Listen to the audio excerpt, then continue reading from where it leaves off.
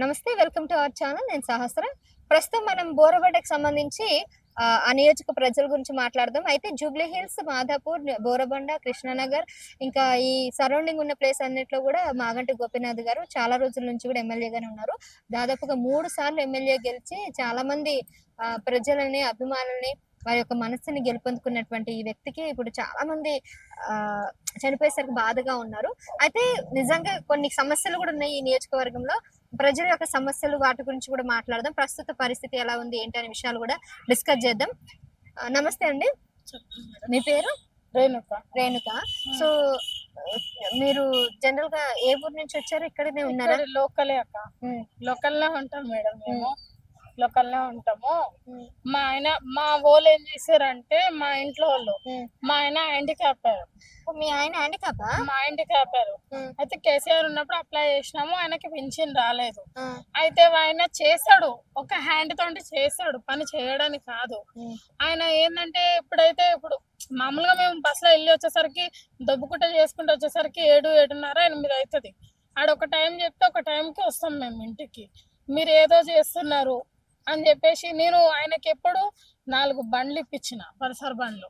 మీరు 4 ఇప్పించారా? మా అన్న 2 ఇప్పించిండు, నేను 2 ఇప్పించాను. 4 బండ్లు ఏం చేసుకుంటాడు? అమ్మేసిండు. అంటే ఒకటి తర్వాత ఒకట అమ్మేసుకున్నాడు. అమ్మేసుకున్న తర్వాత మళ్ళీ ఏడ్చేటోడు, నా దగ్గరకు వచ్చి బండి లేదు, నేను ఒక్కదాని బస్సులో ఎట్లా పోవాలి ఏంటిది అని చెప్పేసి అన్నాడు. అంటే కట్నం లాగా ఇచ్చారా? కట్నము అంటే ఆల్రెడీ మా వాళ్ళు ఇచ్చారు.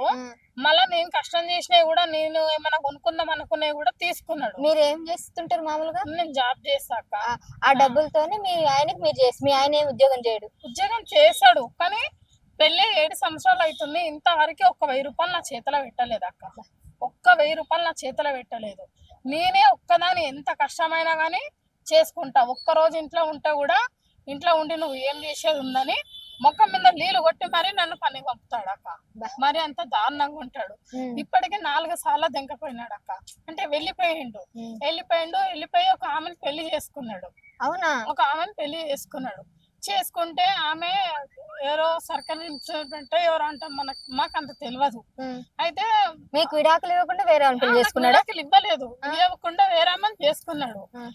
ఆమె చేసుకున్న తర్వాత ఆమె ఏమన్నదంట, 25,000 ఇరా, వేరే రూమ్ తీసుకో అని చెప్పంటే, అమ్మో ఇది ఇన్ని పైసలు అడుగుతుంది అంటే, నేను ఇప్పించిన బండి సోకుకే పడిపోయింది. మన దగ్గర జోబులో పైసలు ఉన్నాయో లేదో చూసుకోలేదు. చెప్తున్నా, నీ బండి సోకుకే ఏరామని పటాయించిండు. అంతే. పోయిర్రు, తిరిగిర్రు. ఈ నుంచి గండిపేట ఉంది కదక్క, గండిపేట మైసమ్మ దగ్గర దాకా పోయినారు. ఆడ పసుపు కొమ్మ కట్టుకున్నారంట. కొట్టుకొని నాకు ఫోన్ చేసిర్రు, మా వాళ్ళు ఫోన్ చేసిర్రు, ఇట్లా కార్తిక్ ఇట్లా పెళ్లి అయిందంట కదా అంటే, నేను నమ్మలేదు. చాలా నమ్మిన ఆయనని, నేను నమ్మలేదు. నేను ప్రెగ్నెంట్ తోటి ఉన్నప్పుడు. ఎంతకాలం పెళ్లి? 7 సంవత్సరాలు అవుతుంది అక్క. 7 years తర్వాత ఎప్పుడు పెళ్లి చేసుకున్నాడు ఆయన? 4 years అవుతుంది అనుకుంటా. ఆయనని అయితే బండికి పడిపోయింది. తర్వాత ఏం జరిగింది? డబ్బులు అడిగింది, తాళి కట్టంగానే డబ్బులు అడిగింది. నాకు 25,000 రూమ్ కావాలి, నాకు డబ్బులు తెచ్చియ్యి, 1,00,000 అట్లా తెచ్చియ్యి అని చెప్పేసరికి, వీడు పని చేయడు అక్క అని చెప్తున్నా కదా. 7 సంవత్సరాలు ఏగిందాన్ని నేను. వీడు పని చేయడు, వీడికే నేను తెచ్చి పెట్టాలా. వీడు పని చేయడు. వీడు ఏం చేసిండు, మా చిన్నమ్మ వాళ్ళ దగ్గరికి వెళ్ళి, చిన్నమ్మ ఇట్లా నేను పెళ్లి చేసుకున్నంటే వాళ్ళు నాకు ఫోన్ చేసిర్రు, ఇట్లా పెళ్లి చేసుకొని వచ్చిండే, ఇట్లా చేసిండే అని చెప్పేసి నాకు ఫోన్ చేసిర్రు. అయితే నేను ప్రెగ్నెంట్ తోటి ఉన్నా కదక్క, మా బావల ఇంటి దగ్గర కూర్చున్నా. నేను అలానే పడిపోయినా, హాస్పిటల్ తీసుకెళ్ళి నన్ను, నేను అలానే పడిపోయినా. నేను ఆ బాధలో గొర్రెల పెంట కూడా, అది పెయింట్ ఉంటది కదా, అది తాగేసిన. ఇంత నమ్మిన, ఇంత మోసం చేసిండు అని. దానివల్ల ప్రెగ్నెంట్ పోయింది. అంటే ఉందని నాకు తెలీదు. అప్పటికి కన్ఫర్మ్ చేసి, ఇట్లా అయిందమ్మా, నువ్వు తాగినందుకు పోయింది అని అన్నాడు. అయితే వాడేం చేసిండు, మా పెద్దక్క దగ్గరికి వచ్చి చేతి కోసుకున్నాడు. ఎందుకని? తప్పు చేసినా అని. ఇక అది వదిలేసింది కదా, తప్పు చేసినా అని చేతి కోసుకుండు వచ్చి. అయితే మా పెద్దక్క కాలం మీద, వదిన తప్పు అయిపోయింది వదిన అని చెప్పి కాలం మీద పడ్డాడు కదా. ఇది ఒక్కసారి క్షమించడానికి నీకేమైంది? 10 మంది అంటారు కదా అక్క మా దాంట్లో. సరే అని చెప్పేసి మళ్ళీ ఆయన తీసుకొచ్చి మంచి రూమ్ తీసుకొని అన్ని మంచిగా చూసుకున్నా. మళ్ళీ పోయిండు. ఎందుకు పోయిండంటే వాళ్ళ అమ్మ కోసం పోయిండు. 1 నెల పోతే, అత్తమ్మని ఇంటికి తీసుకురా, నేను చూసుకుంటా, నేను పని చేసుకుంటా, నేను చెప్పిన అవసరమైతే నైట్ షాదికల్లా చేస్తా నేను చూసుకుంటా అని చెప్పిన. మళ్ళీ ఏం చేసిండు, మళ్ళీ సంవత్సరం దెంకపోయిండాక మళ్ళీ పోయిండు. ఇదే సమస్యతో మీరు ఇంకా వదిలేసి మంచి మీ జీవితం మీరు చూసుకోవచ్చు కదా. అయితే విడాకులు ఏమని మా అన్న ఏమన్నాడు ఏడ్చుకుంటా, ఒక ఆడపిల్లని బాధ పెట్టడం కరెక్ట్ కాదు కార్తీక్, అదే నీ అక్కనో నీ చెల్లెనో ఉంటే ఇన్నిసార్లు నువ్వు బాధ పెడతావా అని చెప్పేసి అంటే, అయితే ఏం చేయమంటావు, నేను ఫోన్ లా రాసిస్తా, మీరు ఫోన్ లో రాసియండి, నేను ఇక్కడ ఒక పేపర్ తీసుకుంటా, మీరు అక్కడ ఒక పేపర్ తీసుకోండి అని అంటుండు. ఇంతవరకు మా అన్న వాళ్ళు ఒక్క మాటలే ఒక దెబ్బ కొట్టలేదు అక్క. ఇంత నన్ను మోసం చేసినా కూడా. మొన్ననే వెళ్ళిపోయి 3 నెలలు అవుతుంది, అక్కకు కూడా తెలుసు. ఇంటి రెంట్ పెట్టాను, ఇంట్లో గల్లలో పైసలు పెట్టాను, చీర కింద పైసలు పెట్టినాను, అన్ని తీసుకొని ఆయన ఆధార్ కార్డు, ఫ్యాన్ కార్డు, ఆయనకు సంబంధించిన వస్తువులు అన్ని తీసుకొని వెళ్ళిపోయిండు. ఇంటి ఓనర్స్ వచ్చి కిరాయి అడుగుతున్నారు, కార్తీక్ పైసలు తీసినావంటే కలిసి ఉండలేరు, ఇంకా ఇప్పుడు కలిసి లేరక్క. నేను కార్తీక్ పైసలు తీసినావంటే నేను తీసినా, నా తప్పేముంది, తప్పంతా నీదే అంటే, నేను సరే నా తప్పంటున్నావు కదా, ఒక్క ప్రూఫ్ చూపి, నేను ఏడే తప్పు చేసినా ఒక్క ప్రూఫ్ నువ్వు చూపి, అప్పుడు నన్ను చంపినా నేను ఊరుకుంటా, నువ్వు ఇన్నిసార్లు దెంకపోవడం కరెక్ట్ కాదు కదా కార్తీక్ అంటే, ఏమో నాకైతే కలిసి ఉండడం అయితే ఇష్టం లేదు, మళ్ళీ 3 ఉంటే వస్తా లేకుంటే లేదు అని అంటే, నీకు 3 ఉన్నప్పుడు వచ్చినప్పుడల్లా నేను రోడ్డు మీద పడన్నా, నా కష్టం మీద నేను చేసుకొని బతుకుతా, రాకింకా నువ్వు ఇస్తే ఈ విడాకులు, లేకపోతే నీ బతుకు నువ్వు బతుకు, నా బతుకు నేను బతుకుతా అని చెప్పి వదిలేసి విడాకులు అయితే ఇయ్యలేదు. వదిలేసి దూరంగా ఉంటున్నాడు, వేరే అమ్మాయితో తిరుగుతున్నాడు, నాకు టేసెస్ పెడుతున్నాడు, ఇన్స్టాగ్రామ్ లో పెడుతున్నారు, సునీత చిన్ని అవన్నీ పెడుతున్నాడు, స్టేటస్ నీకు నెచ్చగొట్టడానికి నాకు పెడుతున్నాడు. అంటే నువ్వు ఒక మొగోడి నువ్వే పెడుతున్నావు, ఆడదాన్ని నేను పెట్టలేనా, కానీ నా వాళ్ళు నన్ను అట్లా పెంచలేరు, నా మళ్ళా మా అన్న అమ్మ అంటున్నారు పెళ్లి చేసుకోని, వద్దు ఒక్కసారి చేసుకొని నీతో నరకం చూస్తున్నా, మళ్ళా నాకు ఆ నరకం వద్దు, నేను ఇట్లనే బతుకుతా అని చెప్పేసి అన్నాడు.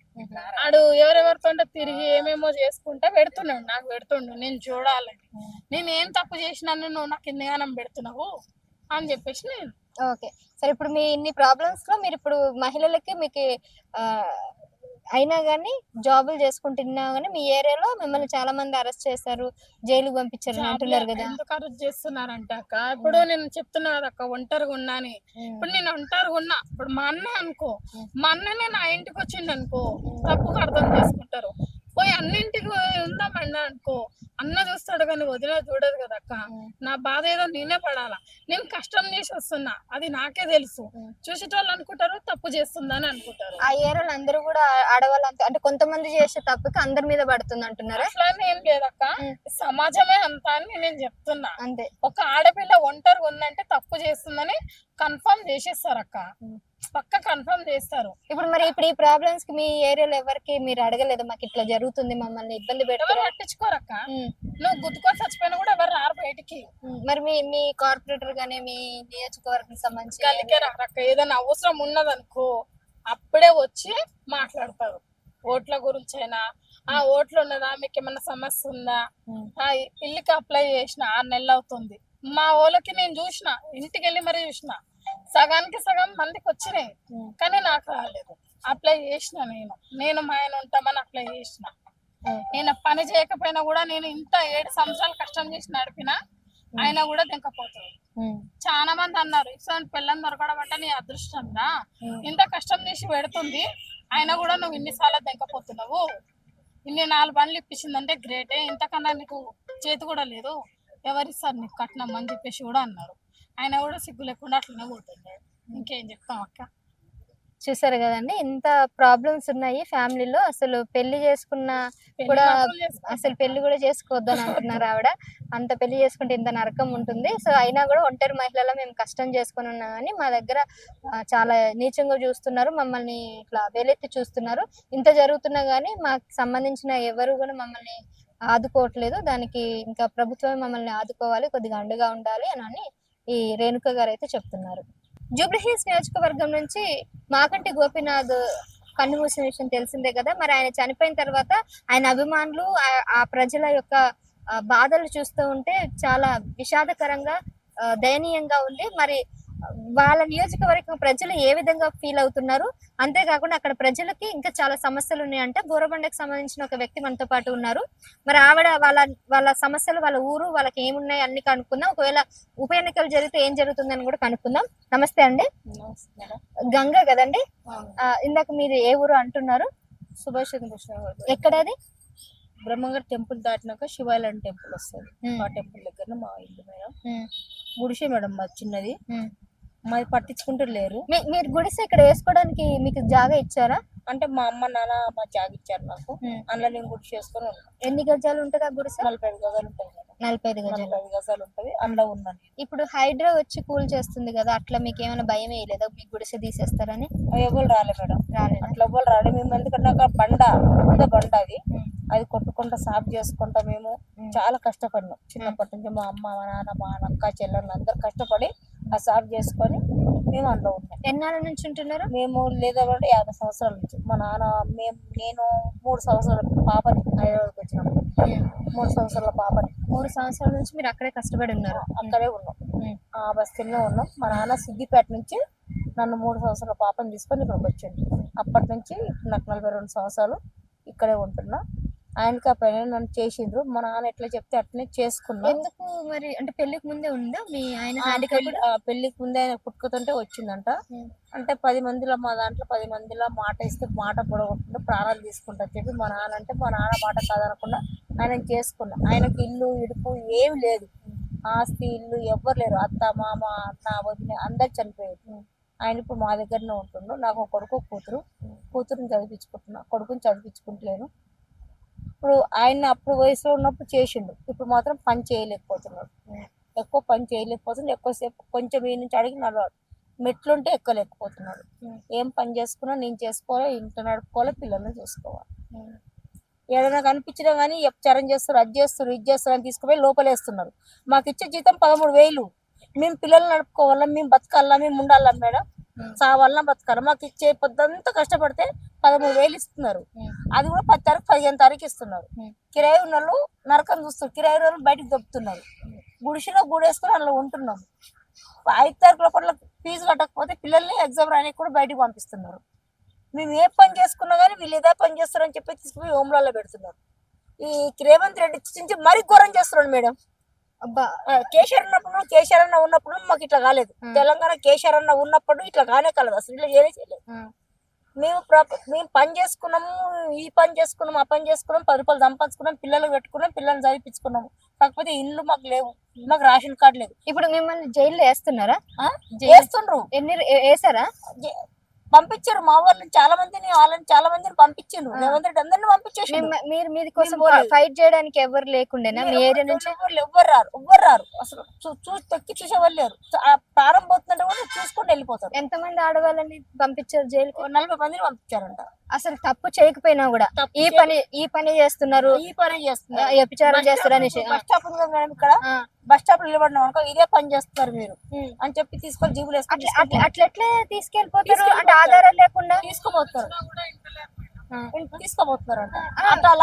మీరు చెప్పాలి కదా, మేము ఇళ్లలో పని చేసుకునే వాళ్ళము, అడ్డ మీదకి వెళ్ళి ఇట్లా కూలి పని చేసుకోవడం అవన్నీ చెప్పాలి కదా. ఆడ చూపిస్తాం ఇళ్లలో పని ఏడు చేస్తారు, మీరు కూలి పని ఏడు చేపిస్తారు, ఆడ చూపిస్తాం అంటున్నారు. ఎవరైనా కావాలని కక్షగట్టు మీ మీద కంప్లైంట్ ఇచ్చారా? మధ్యలో ఉన్నారంట, మాకు తెలియదు. మధ్యలో ఒక వ్యక్తి ఉంటాడంట, వాళ్ళు కూడా తీసుకుపోయారంట. అది ఎక్కువ చేసిన వాళ్ళకు ఎక్కువ మాకు 24 hours అదే పని చేసిన వాళ్ళని తీసుకుపోండి, మీరు ఒక బుద్ధి చెప్పండి, న్యాయం చెప్పండి, వాళ్ళ హోంలో పెట్టండి, వాళ్ళకు బుద్ధి వచ్చేటట్టు చేయండి. కష్టం చేసుకొని ఒక 5-10 మాకు వస్తాయని మేము ఇట్లా వస్తాము. 1 గంట 2 గంటలకు వస్తాం. మేము పొద్దంతా కష్టం చేసుకుంటాము. 1 గంట 2 గంటలకు వచ్చి మేము ఒక 500-1000 రూపాయలు చేసుకొని కూరగాయలు ఖర్చు చేయడానికి కష్టం చేసుకుంటాం. మేము మాకు కూడా ఇట్లా చేస్తే మేము ఎట్లా బతకాలి మేడము? ఎట్లా బతకాలి? డ్యూటీలు ఎక్కడి నుంచో దేశం నుంచి బీఆర్ఎల్ మొత్తం ఇక్కడనే వినిపించండు. అవును, అసలు ఇంకొకటి మన ఆంధ్రప్రదేశ్ తెలంగాణలో తెలుగు లేకుండా అందరు హిందీ వాళ్ళు, బీహార్ వాళ్ళే ఉన్నారు. వాళ్ళకు మీకు పని లేకుండా బయట వాళ్ళకి ఇస్తున్నారు ఎందుకు? ఇప్పుడు 15,000 అడిగితే మేడం, వాళ్ళు 12,000 అడిగితే పెళ్ళ మొగడు తల్లు కొడుకు బిడ్డలు అంతా వాళ్ళే బీఆర్ వాళ్ళు చేస్తున్నారు. మాకు పనులే దొరుకుతలేం మేడం. మేము ఎంత ఏం చేయాలి అప్పుడు? నా మొగడు పని చేయకపోయా, నా కొడుకు నా బిడ్డ ఫీజు కట్టుకోవాలా, నా కొడుకు ఆటో ఏమొస్తా మేడం? ఆటో కిరాయి కట్టుకోవాలా, ఇంట్లోకి 500 ఇస్తే నెలంతా నడుస్తాయా? నాది నెల 10 తారీఖు వస్తే జీతం, మేము ఎట్లా బతకాలి? నాది గురించి వానకాలం వచ్చిందంటే గిన్నెలు పెట్టుకోవాలా, గిన్నెలు పెట్టుకోవాలి మేము. మళ్ళీ పట్టించుకుంటాడు ఎవరు లేడు. ఓటు అన్నప్పుడు అందరినీ కాలు మొక్త మా ఇంటి నుంచి ఇంటికి వస్తారు లంజ కొడుకులు. ఇప్పుడు ఎవరు రాడు, అవసరానికి ఎవరు రాడు మేడం. ఎవరు దిక్కు చూడడు, మా వైపు మా గల్లీకి ఒక తొక్కు చూడడు. మీ కార్పొరేటర్ గాని వాళ్ళు గాని మీరు అడగలేదు అన్యాయం జరుగుతుంటే? ఎవరు పట్టించుకుంటాడు మేడం, అసలు గల్లీకే పట్టించుకుంటాడు, మా గల్లీకే పట్టించుకుంటాడు. అసలు ఉన్నాడో లేడో సచ్చిండో బతికిన లంజ కొడుకులు ఒక్క బాడుక వస్తలేడు. ఈ రేవంత్ రెడ్డి గారు వచ్చి నుంచి మా కొంపలు మొత్తం సర్వనాశనం అయినాయి మేడం.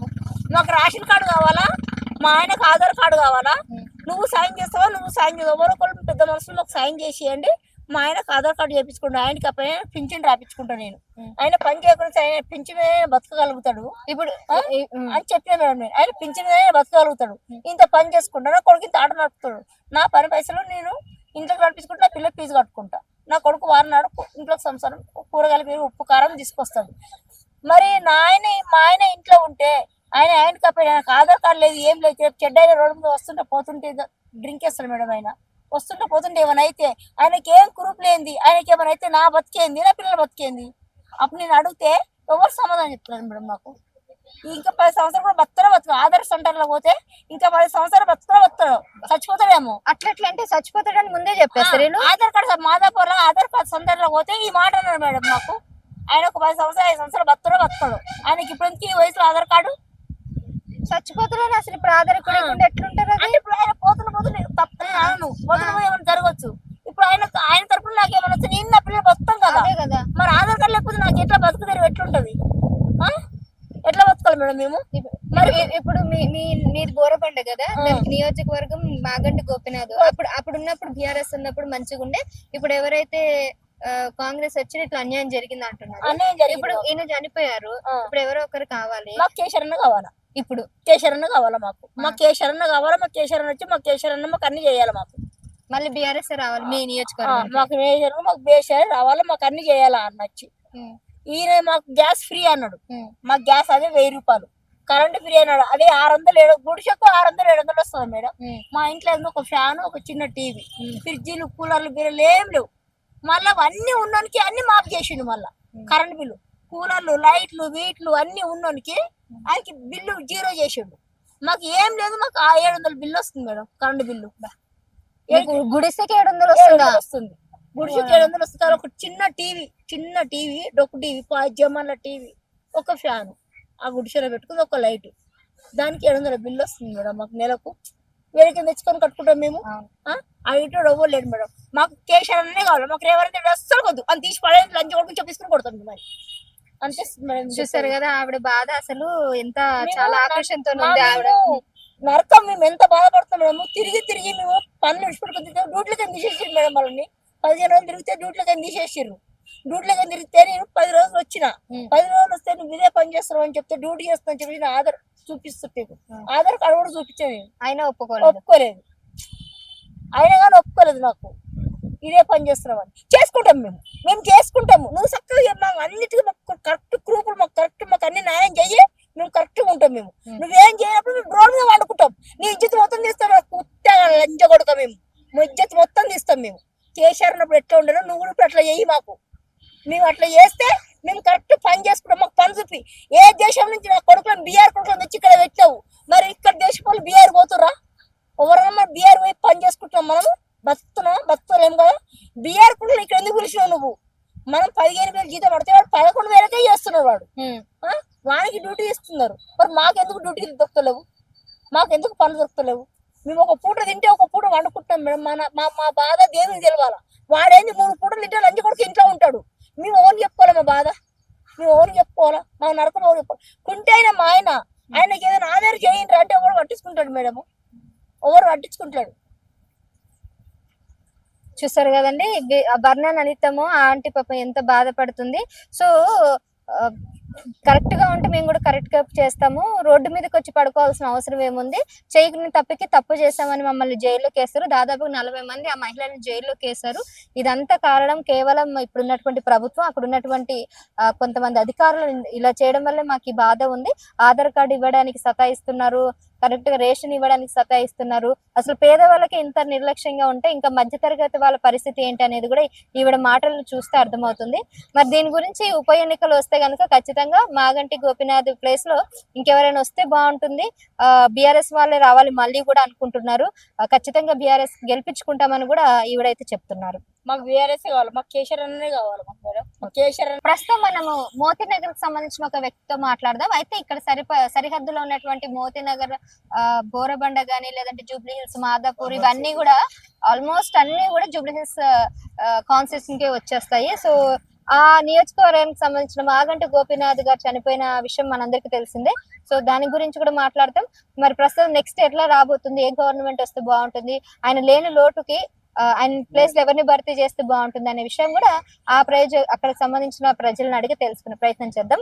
నమస్తే అండి. నమస్తే మేడం. మీ పేరు? నా పేరు మహేష్. ఓకే. సో మీరు ఎక్కడ అన్నారు? మూతినాథ్. ఓకే. మూతినాథ్. ఎట్లా అండి, ఇప్పుడు ఈయన చనిపోయారు కదండి మాగంటి గోపీనాథ్ గారు. సో ఎట్లా మరి నెక్స్ట్ ఎవరు వస్తే బాగుంటుంది, మీకు అసలు ఎలా అనిపిస్తుంది ఈ ఇన్సిడెంట్? ఇన్సిడెంట్ అంటే ఇక చెప్పేది కదా మేడం, ఏదన్నా చెప్పి రాదు. ఏదన్నా చావైనా బతికైనా ఏదన్నా 4 రోజుల్లో మంచి పని చేస్తే మంచి పేరు వస్తుంది. ఇప్పుడు ఎవరికన్నా వచ్చినా, ఇప్పుడు ఆ ప్లేస్ లో వాళ్ళ కొడుకుకి వచ్చినా, ఎవరికన్నా మంచి వ్యక్తి క్యాండిడేట్ కి ఇచ్చినా మంచిదే. ఇప్పుడు ఎవరు వచ్చినా మంచి చేస్తే మంచి పేరు ఉంటేనే మంచిది. పేరు మెయిన్. రేపు చనిపోతేప్పుడు పేరే వస్తుంది, ఏం రాదు. అరే ఒక పేరు సంపాదించుకోవడమే చాలా గొప్పది. ఏది రాదు మేడం, పైసా ఆగిస్తే మంచి పేరే మన ఎంట ఉంటది. ఆ పేరుతోనే మన పేరు, మన కుటుంబం అంతా బాగుంటది. అదే మనకు కావాల్సింది. అట్లాంటి వ్యక్తి మళ్ళీ ఎవరైనా రావచ్చు. మంచి కాన్ఫిడెన్స్ లో ఆయన ప్లేస్ లో ఎవరైనా పెట్టాడు, ఎవరు వస్తారో తెలియదు కానీ ఇంకా ఆయన లాంటి ఇంకొక మంచి వ్యక్తి అయినా రావాలి. ఆయన లాంటి వ్యక్తి అయినా మంచి రావాలి. ఆ జూబ్లీస్ కాన్ఫరెన్స్ లో ఎవరు గెలిచినా, ఏ పార్టీ పెట్టినా, బీజేపీ పార్టీ అయినా మనిషిని పెట్టినా, టిఆర్ఎస్ మనిషిని పెట్టినా, ఎంఐఎం పార్టీ పెట్టినా, ఎవరు పెట్టినా, ఎవరైనా క్యాండిడేట్ నుంచి పెట్టినా మంచిగా అట్లాంటి మంచి పని చేస్తే మంచిగా ఉంటుంది, మంచి పేరు వస్తుంది.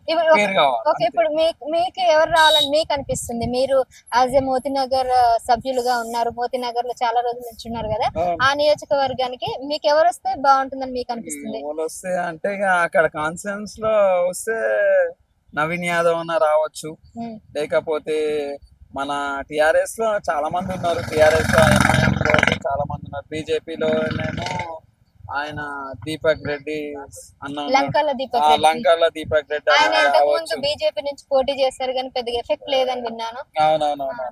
ఖుష్బు గారు కూడా వచ్చి ప్రమోట్ చేస్తారు, ఐడియా ఉందా? అవునవును, ఐడియా ఉంది. అది కరెక్ట్. కానీ బీజేపీ వ్యక్తి అయినా రావచ్చు, టిఆర్ఎస్ వ్యక్తి అయినా రావచ్చు, ఎంఐఎం వ్యక్తి అయినా రావచ్చు. మీరు మళ్ళీ ఉప ఎన్నికలు చేస్తే మీరెవరు కోటేస్తారు అది చెప్పండి. మేమైతే నా డివిజన్ జూబ్లీస్ కాన్స్టిట్యూన్సీ కాదు, 117 డివిజన్ మాది. ఇక ఇక్కడ సపోర్ట్ ఉంటే ఇక బీజేపీకే సపోర్ట్ చేస్తాం మేము. ఇక్కడ జూబ్లీస్ కాన్స్టిట్యూన్సీ లో అయితే బీజేపీ సపోర్ట్ చేస్తాం. అక్కడ ఇప్పుడు ఎవరు పెడుతుందో తెలియదు, ఆల్రెడీ కిషన్ రెడ్డి అన్నకే తెలియాలి. చెప్పండి. మీరు బీజేపీలో చాలా యాక్టివ్ గా ఉన్నట్టు తెలుస్తుంది. 100% యాక్టివ్ గా ఉన్నా. అదేం లేదు, మనం బీజేపీ ఎప్పటి నుంచో బీజేపీ. మోడీ అంటే చాలా ఇష్టం, మోడీ కోసం ఏదైనా చేస్తాం. మోడీ అంటే మేము ముందు నుంచే అప్పటి నుంచే బీజేపీకి నమ్ముతాం ఉన్నాం. ఆయన పదవిలు ఇవ్వని మోడీ అంటాం మేము. ఎప్పటి నుంచే మోడీ అంటే చాలా ఇష్టం మాకు అందరికి.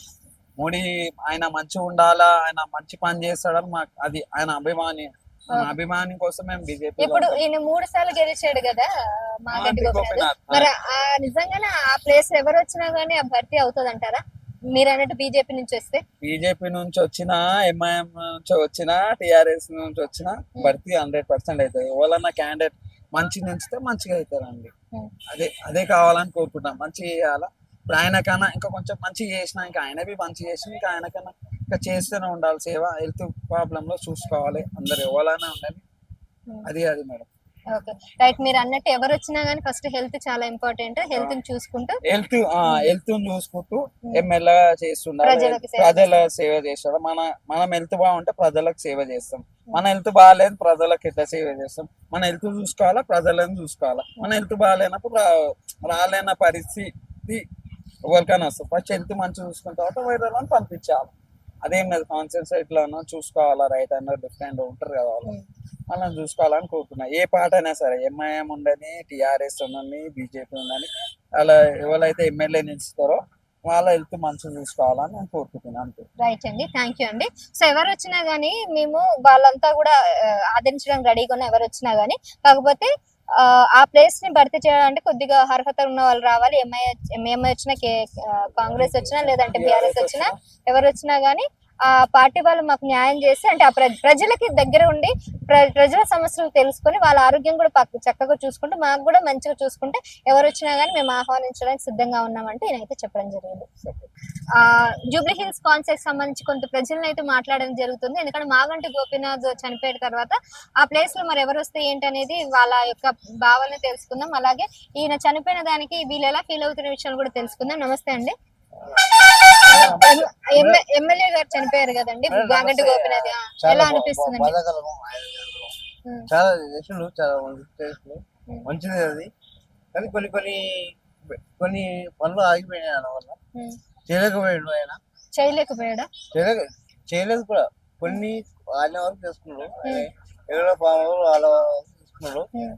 మీ పేద పబ్లిక్ చేయలేదు. మెయిన్ థింగ్ పేద పబ్లిక్ చేయలేదు. చేయలేదా? చేయలేదు చెప్తున్నా కదా. అది ఇంకోటి మన ఎవరు మేయర్, అది సాహిత్యంగా ముస్లిం ఆయన బాబా సాహెబ్, బాబా ఫైజల్, కార్పొరేటర్ బాబా ఫైజల్. ఆయన చాలా పోరాడు. ఆయన కూడా చాలా మంచిగా మాకు ఇటు చెప్పండి. మంచిగా చేసిండు ఆయన. ఈయన అంటే అంతగా కవితక్క తక్క అన్నట్టు, కిక్కు మక్కు అన్నట్టు వాడు అది చేసిన నిజమన్న నిజం చెప్తున్నా. వాళ్ళకు ఉన్నది సంపాదించుకున్నది. నా ఎవరికి కేసీఆర్ కాదు కానీ రేవంత్ రెడ్డి వచ్చిన